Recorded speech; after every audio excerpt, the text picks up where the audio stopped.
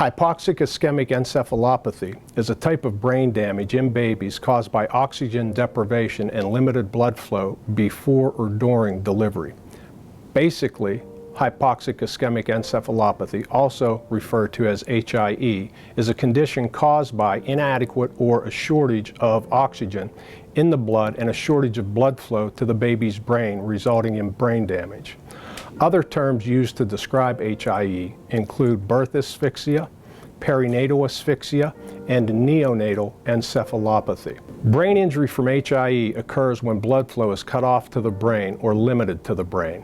When blood flow is cut off to the brain, or any other organ in the body for that matter, cells begin to break down and die. The dead cells then release chemical substances that are toxic or poisonous to the other cells. When this chain reaction occurs in HIE, it causes brain tissue damage, which can spread over time and result in profound brain injury to the baby. Tragically, HIE is often caused by medical malpractice. For example, doctors and nurses may fail to monitor the health of the mother or the health of the baby to identify potential warning signs of an underlying problem regarding oxygen delivery or blood flow to the baby's brain. Now, let's talk about how HIE can occur. There are various underlying conditions that can cause hypoxic ischemic encephalopathy. Some of them relate to the mother, some relate to the placenta, some relate to the fetus. Any medical condition that the mother has that may impair oxygen flow in the mother can cause an HIE injury. Some conditions such as asthma or pulmonary embolus or pneumonia in the mother can result in an HIE injury.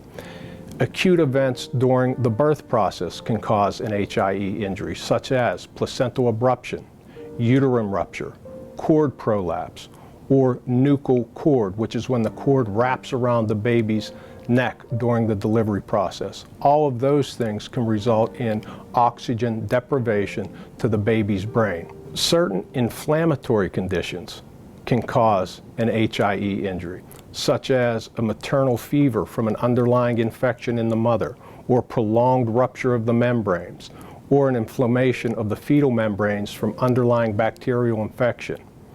There are well-known warning signs that should alert doctors or nurses to the possibility of oxygen deprivation during the labor and delivery process.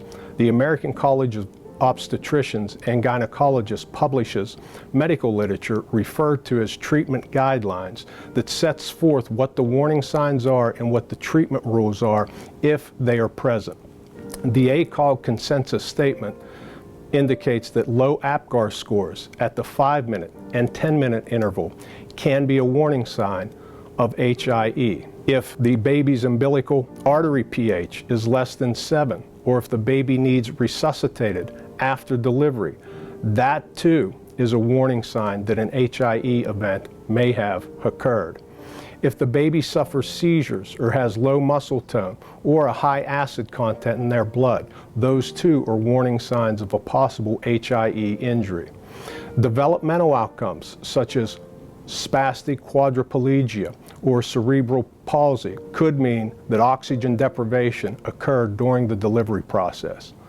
If your child has been diagnosed with HIE, or you believe your child may have an HIE injury, please call Matzus Law. We will investigate the care that was provided to determine the root cause of your child's condition and take legal action if a doctor or nurse or hospital's medical negligence was the result of your baby's birth injury.